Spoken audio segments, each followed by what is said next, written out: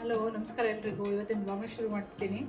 So ಇವತ್ತೊಂದು ಹೊಸ set ತೊಗೋಬೇಕು ಅಂತ ಇದನ್ನು ನಾನು ಇವಾಗ ಏನು ಅನ್ಪ್ಯಾಕ್ ಮಾಡ್ತಿದ್ದೀನಿ, ಇದನ್ನು ತೊಗೋಬೇಕು ಅಂತ ಭಾಳ ದಿನಗಳಿಂದ ಇತ್ತು.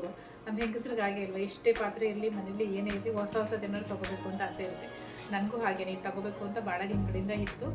ಹಾಗಾಗಿ ತೊಗೊಬಂದಿದ್ದೀನಿ. ನೋಡೋಣ, ನಾನು ಫಸ್ಟ್ ಟೈಮ್ ಓಪನ್ ಮಾಡ್ತಿರೋದು.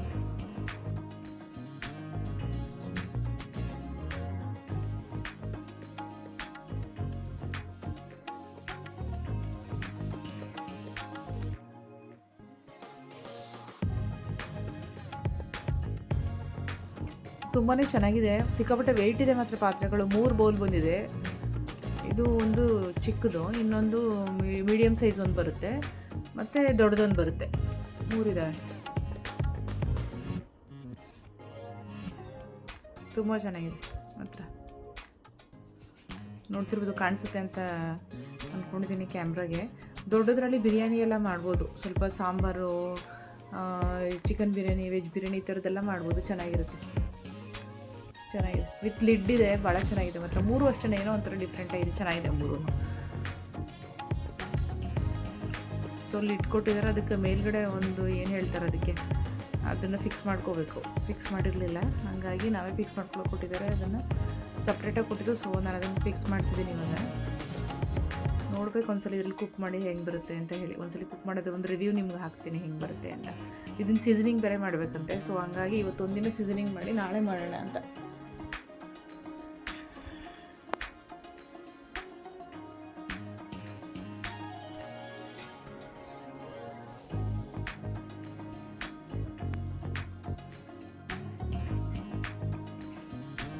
ಇವಾಗ 3 ಲಿಡ್ ಫಿಕ್ಸ್ ಮಾಡಾಯಿತು. ಇವಾಗ ನೋಡಿ ತೋರಿಸ್ತೀನಿ 3 ಎಷ್ಟು ಚೆನ್ನಾಗಿದೆ ಅಂತ. ಇದು ಚಿಕ್ಕದು ಸ್ಮಾಲ್ ಸೈಜು, ಚೆನ್ನಾಗಿದೆ. ಇದು ಮಿಡಲ್ ಸೈಜು, ಇದು ಇನ್ನೊಂದು ದೊಡ್ಡ ಸೈಜು. ನೋಡಿ 3 ನೋಡ್ಬೋದು, ತುಂಬಾ ಚೆನ್ನಾಗಿದೆ.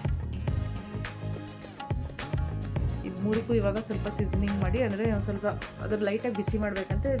ಬಿಸಿ ಮಾಡಿ ನೀಟಾಗಿ ಸ್ವಲ್ಪ ಎಣ್ಣೆ ಹಚ್ಬಿಟ್ಟು ಇಡಬೇಕಂತೆ. ನಾನು ಅದಕ್ಕೆ ಸ್ವಲ್ಪ ಎಣ್ಣೆ ಎಲ್ಲ ಹಚ್ಚಿ ಅದಕ್ಕೆ ಸ್ವಲ್ಪ ಬಿಸಿಲಲ್ಲಿ ಇಡೋಣ ಅಂತ ಸ್ವಲ್ಪ ಲೈಟಾಗಿ ಬಿಸಿ ಮಾಡಿದ್ದೀನಿ. ನೀಟಾಗಿ ಎಣ್ಣೆ ಹಚ್ಬಿಟ್ಟು ಫಸ್ಟ್ ಯೂಸ್ ಮಾಡೋದಕ್ಕಿಂತ ಮುಂಚೆ ನಾವು ಹಿಂದೆ ನಮ್ಮ ಅಮ್ಮ ಅವರೆಲ್ಲ ಮಾಡೋರು. ದೋಸೆ ಕಲ್ಲೆಲ್ಲ ಅವಾಗೆಲ್ಲ ಈ ನಾನ್ ಸ್ಟಿಕ್ ಎಲ್ಲ ತವ ಇರಲಿಲ್ವಲ್ಲ, ಅವಾಗೆಲ್ಲ ಈ ಒಳಪುದ ಕಲ್ಲು ಸಿಕ್ತಿತ್ತು ಊರಲ್ಲಿ. ಅದನ್ನೆಲ್ಲ ಹಿಂಗೆ ಸೀಸನಿಂಗ್ ಮಾಡೋದಕ್ಕೆ ಇಡೋರು, ಎಣ್ಣೆ ಹಚ್ಬಿಟ್ಟು ಇಡೋರು. ಸೊ ಇದು ಅದೇ ಟೆಕ್ನಿಕ್ಕು.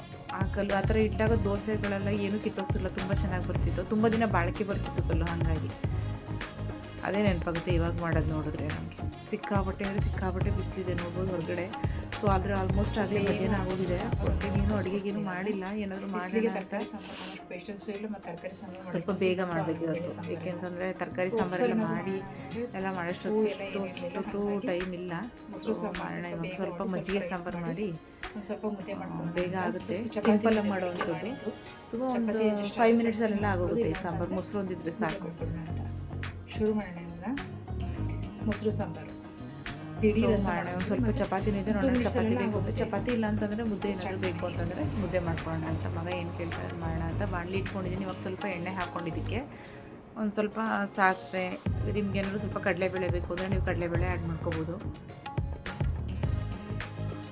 ಇವಾಗ ಇದಕ್ಕೆ ಸ್ವಲ್ಪ ಸಾಸಿವೆ ಹಾಕ್ಕೊಂಡು ಸ್ವಲ್ಪ ಜೀರಿಗೆ ಹಾಕ್ಕೋಬೇಕು. ಜೀರಿಗೆ ಒಂದು ಒಳ್ಳೆ ಫ್ಲೇವರ್ ಕೊಡುತ್ತೆ ಮೊಸರು ಸಾಂಬಾರಿಗೆ. ಹಾಗೆ ತುಂಬ ಸೀಸ್ಬಿಡ್ಬಾರ್ದು, ಸ್ವಲ್ಪ ಉರಿ ಕಮ್ಮಿ ಇಟ್ಕೊಂಡು ಮಾಡ್ಕೊಂಡ್ರೇ ಒಳ್ಳೆಯದು. ಮೆಣಸಿನ್ಕಾಯಿ ಹಾಕೋತಾ ಇದ್ದೀನಿ. ಮೆಣಸಿನ್ಕಾಯಿ ಇದ್ದರೆ ಹಾಕೋಬೋದು, ಇಲ್ಲ ಅಂತಂದರೆ ನಾವು ಅವಶ್ಯಕತೆ ಏನಿಲ್ಲ. ಇವಾಗ ಒಂದು ಈರುಳ್ಳಿ ಕಟ್ ಮಾಡ್ಕೊಂಡು ಇಟ್ಕೊಂಡು ಅದನ್ನು ಹಾಕ್ಕೊಂಡು ಅದು ಸ್ವಲ್ಪ ಟ್ರಾನ್ಸ್ಪರೆಂಟ್ ಆಗೋ ತನಕ ಲೋ ಫ್ಲೇಮಲ್ಲಿ ಇಟ್ಕೊಂಡು ಫ್ರೈ ಮಾಡ್ಕೋಬೇಕು. ಇವಾಗ ಸ್ವಲ್ಪ ಸಾಫ್ಟ್ ಆದಮೇಲೆ ಅದಕ್ಕೆ ಸ್ವಲ್ಪ ಕರಿಬೇವಿನ ಸೊಪ್ಪು,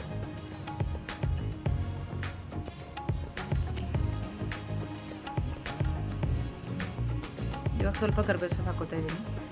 ಇವಾಗ ಒಂದು 3 to 5 ಸೆಕೆಂಡ್ಸ್ ಅದನ್ನು ತಿರುಗಿಸಿ ಇವಾಗ ಅದಕ್ಕೆ ನಮ್ಮ ಖಾರಕ್ಕೆ ಎಷ್ಟು ಬೇಕೋ ಅಷ್ಟು ನಾನು ಚಿಲ್ಲಿ ಪೌಡ್ರನ್ನ ಹಾಕೋತಾ ಇದ್ದೀನಿ. ಇವಾಗ ರೆಡ್ ಚಿಲ್ಲಿ ಪೌಡ್ರ್, ಸಾಂಬಾರು ಪೌಡ್ರನ್ನ ಹಾಕೋ ಅವಶ್ಯಕತೆ ಇಲ್ಲ. ಚಿಲ್ಲಿ ಪೌಡ್ರ್ ಹಾಕಿದ್ರೆ ಸಾಕಾಗುತ್ತೆ. ಇದಕ್ಕೆ ನಿಮ್ಮ ಖಾರಕ್ಕೆ ಎಷ್ಟು ಬೇಕಷ್ಟು ನೋಡ್ಕೊಂಡು ಹಾಕ್ಕೊಳ್ಳಿ. ನೀವು ಎಷ್ಟು ಮೊಸರು ಹಾಕೋತೀರ ಅದ್ರ ಮೇಲೆ ಡಿಪೆಂಡ್ ಆಗುತ್ತೆ. ಆಮೇಲೆ ಸ್ವಲ್ಪ ರುಚಿಗೆ ತಕ್ಕಷ್ಟು ಉಪ್ಪನ್ನ ಇವಾಗಲಾದರೂ ಹಾಕೋಬೋದು, ಇಲ್ಲ ಅಂತಂದರೆ ಮೊಸರು ಹಾಕಿದ್ಮೇಲಾದರೂ ಹಾಕೋಬೋದು. ಇದನ್ನು ಸ್ವಲ್ಪ ತಣ್ಣಗಾಗಿ ಬಿಡಬೇಕು. ತಣ್ಣಗಾದ್ಮೇಲೆ ಮೊಸರು ಸೇರಿಸಬೇಕು. ತಣ್ಣಗಾಗಿದೆ ಇವಾಗ ನೋಡಿ. ಚಿಲ್ಲಿ ಪೌಡ್ರ್ ಹಾಕಿದ್ಮೇಲೆ ಜಾಸ್ತಿ ನಾವು ಫ್ರೈ ಮಾಡೋಕೆ ಹೋಗೋದು. ಏನಾಗುತ್ತೆ ಚಿಲ್ಲಿ ಪೌಡ್ರನ್ನ ಫುಲ್ ಕಪ್ಪಾಗಿಬಿಡುತ್ತೆ. ಅದಕ್ಕೆ ಲಾಸ್ಟ್ ಚಿಲ್ಲಿ ಪೌಡ್ರ್ ಹಾಕಿದ ತಕ್ಷಣ ಸ್ಟವ್ ಆಫ್ ಮಾಡಿಬಿಡ್ಬೇಕು. ಇವಾಗ ನಾನು ಮೊಸರನ್ನ ಬೀಟ್ ಮಾಡಿ ಇಟ್ಕೊಂಡಿದ್ದೆ, ಅದನ್ನು ಹಾಕೋತಾ ಇದ್ದೀನಿ. ಸ್ವಲ್ಪ ಗಟ್ಟಿಯಾಗಿದೆ, ಸ್ವಲ್ಪ ನೀರು ಸೇರಿಸ್ಕೊಳ್ಳೋಣ. ಇದಕ್ಕೆ ಇಷ್ಟೊಂದು ಗಟ್ಟಿ ಆದ್ರೂ ಅಷ್ಟು ಚೆನ್ನಾಗಿರಲ್ಲ, ಹಾಗಾಗಿ ಒಂದು ಸ್ವಲ್ಪ ನೀರು ಉಪ್ಪು ಹಾಕ್ಕೊಂಡು ನಿಮಗೆ ಎಷ್ಟು ಹೇಳಬೇಕು ನೋಡಿಕೊಂಡು ನೀರು ಸೇರಿಸ್ಬಿಡಿ.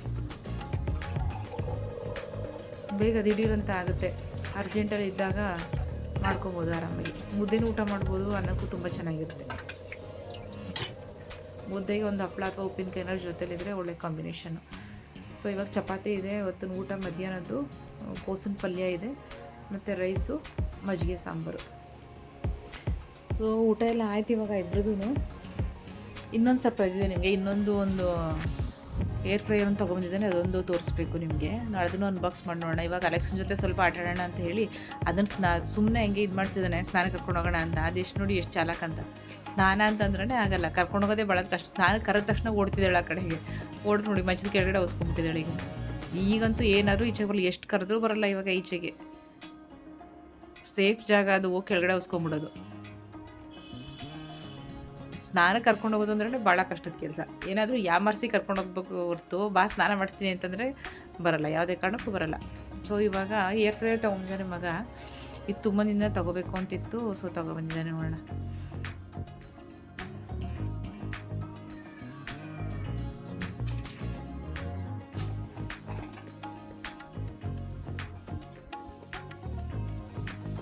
ನಾವು ಫಸ್ಟ್ ಟೈಮು ನೋಡ್ತಿರೋದು, ಎಲ್ಲೂ ಯಾರ ಮನೇಲಿ ನೋಡಿರಲಿಲ್ಲ. ನೋಡೋಣ ಅಂತ ಅಂದ್ಬಿಟ್ಟು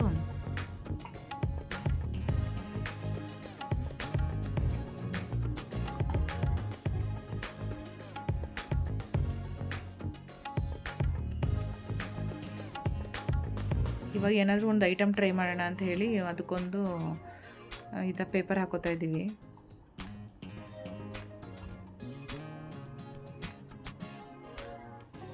ಈಗ ನಾವು ಚಪಾತಿ ಎಲ್ಲ ರ್ಯಾಪ್ ಮಾಡೋಕ್ಕೆ ಅಂತ ಇಟ್ಕೊಂಡಿರ್ತೀವಲ್ಲ, ಆ ಪೇಪರ್ ಇಟ್ಕೋತಾ ಇದ್ದೀನಿ. ಸ್ವಲ್ಪ ನೋಡೋಣ, ಫಸ್ಟ್ ಟ್ರಯಲ್ಗೆ ಸ್ವಲ್ಪ ಆಮ್ಲೆಟ್ ಏನಾದರೂ ಮಾಡಿ ನೋಡೋಣ ಅಂತ.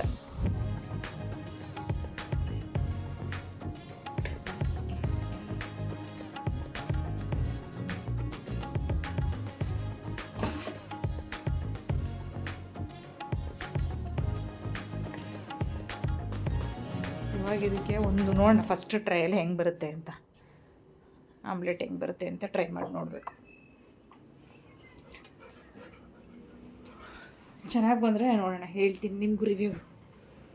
ಒಂದು ಮೊಟ್ಟೆ ಹಾಕಿ ಸ್ವಲ್ಪ ಚಿಲ್ಲಿ ಫ್ಲೇಕ್ಸ್ ಹಾಕೋತಾ ಇದ್ದೀವಿ. ಈರುಳ್ಳಿ ಏನೂ ಹಾಕೋಕ್ಕೋಗಿಲ್ಲ, ನೋಡೋಣ ಅಂತ ಅಂದ್ಬಿಟ್ಟು ಸ್ವಲ್ಪ ಉಪ್ಪು ಹಾಕ್ಕೊಂಡು ನೋಡಬೇಕು. ನಾವು ಫುಲ್ ಎಕ್ಸೈಟೆಡ್ ಆಗಿದ್ದೀವಿ, ಹೆಂಗೆ ಬರುತ್ತೆ ನೋಡೋಣ ಅಂತ ಅಂದ್ಬಿಟ್ಟು. ಅದರೊಳಗಡೆ ಪೇಪರು ಎಕೋಬೇಕ್ತು ಬರುತ್ತಲ್ಲ, ಅದನ್ನು ಹಾಕ್ಕೊಂಡಿದ್ದೀವಿ. ಇಲ್ಲಾಂದರೆ ಬೇರೆ ಏನಾದರೂ ಬೌಲಲ್ಲೂ ಮಾಡ್ಬೋದು ಅಂತ ಹೇಳ್ತಾರೆ, ಸ್ಟೀಲ್ ಪಾತ್ರೆಯಲ್ಲೂ ಮಾಡ್ಬೋದು ಅಂತ. ನಾವು ಫಸ್ಟ್ ಟೈಮ್ ಅಲ್ವಾ, ಸೊ ಹಾಗಾಗಿ ಇದರಲ್ಲಿ ಮಾಡಿ ಟೆಸ್ಟ್ ಮಾಡೋಣ ಅಂತ.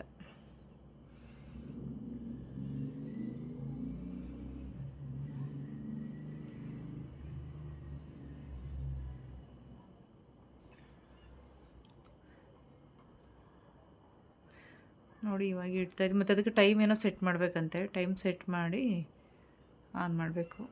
ಟೆಂಪ್ರೇಚರು ಮತ್ತು ಟೈಮು ಎರಡೂ ಸೆಟ್ ಮಾಡಬೇಕು. ಎರಡೂ ಸೆಟ್ ಮಾಡಿದ್ದೀವಿ. ಇವಾಗ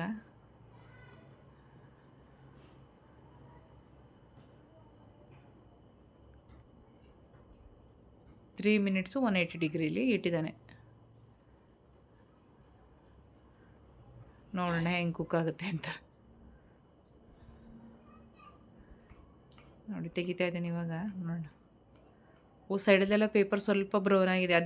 ಏನು ಬ್ರೌನ್ ಆಗಿರೋದಂತ ಅಂದರೆ, ಅದು ಪೇಪರ್ ಮೇಲಕ್ಕೆ ಏರ್ ಪಾಸ್ ಆದಾಗ ಏನಾಗುತ್ತೆ, ಅದು ಮೇಲ್ಗಡೆ ಬಂದುಬಿಟ್ಟಿದೆ ಪೇಪರು, ಹಂಗಾಗಿ ಆ ಥರ ಆಗಿದೆ. ಅದು ಸ್ವಲ್ಪ ನೀಟಾಗಿ ಇಡಬೇಕಾಗಿತ್ತು. ಸ್ವಲ್ಪ ಮೇಲ್ ಬಂದಿದೆ ಅನಿಸುತ್ತೆ, ಯಾಕೆಂದರೆ ಜಾಸ್ತಿ ಏನೋ ನಾವು ಕ್ವಾಂಟಿಟಿ ಹಾಕಿಲ್ಲ, ಒಂದೇ ಒಂದು ಮೊಟ್ಟೆ ಹಾಕಿದ್ವಲ್ಲ, ಹಂಗಾಗಿ ಗಾಳಿಗೆ ಅದು ಮೇಲ್ ಬಂದಿದೆ, ಹಂಗಾಗಿ ಸ್ವಲ್ಪ ಕಪ್ಪಾಗಿದೆ ಅಷ್ಟೇ, ಇನ್ನೇನಿಲ್ಲ. ಚೆನ್ನಾಗಿದೆ ಆಮ್ಲೆಟು. ನನಗೆ ಟೇಸ್ಟ್ ಮಾಡಿ ನೋಡೋಣ ಇವಾಗ.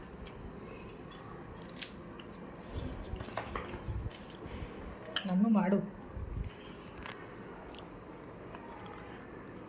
ಚೆನ್ನಾಗಿದೆ. ನಮ್ಮ ಅಲೆಕ್ಸಂಗೂ ಸ್ವಲ್ಪ ಕೊಡ್ಬೇಕು ಟೇಸ್ಟ್. ಇಲ್ಲಾಂದ್ರೆ ನಮಗಂತೂ ಹೊಟ್ಟೆನೋ ಬರೋದಂತೂ ಗ್ಯಾರಂಟಿ ಮಾತ್ರ, ಕೊಡಲಿಲ್ಲ ಅಂತಂದರೆ. ಮಾಡೋಕ್ಕೆ ನಮ್ಮ ಕರಿ ಒಂಚೂರು ಹಾಕ್ತೀನಿ. ಖಾರ ಇರೋದು ಹಾಕ್ಬಿಡಿ, ಹೆಸರಿಲ್ಲೇ ತಾಳಲೆಕ್ಸ ಒಂದು ನಿಮಿಷ ತವಳೆ ಇನ್ನೂ ಬೇಕು. ಮೊಟ್ಟೆ ಚಿಕನ್ನು ಇದೆಲ್ಲ ಆಗ್ಬಿಟ್ರಂತೂ ಆ ಕಡೆ ಕಣ್ಣು ಹೋಗೋದೇ ಇಲ್ಲ, ಕ್ಯಾಚು ಮಿಸ್ ಆಗಲ್ಲ ಯಾವುದೇ ಕಾರಣಕ್ಕೂ. ಸೊ ಈ ವ್ಲಾಗ್ನ ಇಲ್ಲಿಗೆ ಎಂಡ್ ಮಾಡ್ತಾ ಇದ್ದೀನಿ. ನಿಮ್ಗೆ ಇಷ್ಟ ಆದರೆ ಶೇರ್ ಮಾಡಿ, ಲೈಕ್ ಮಾಡಿ ಮತ್ತು ಸಬ್ಸ್ಕ್ರೈಬ್ ಮಾಡಿ. ಬಾಯ್.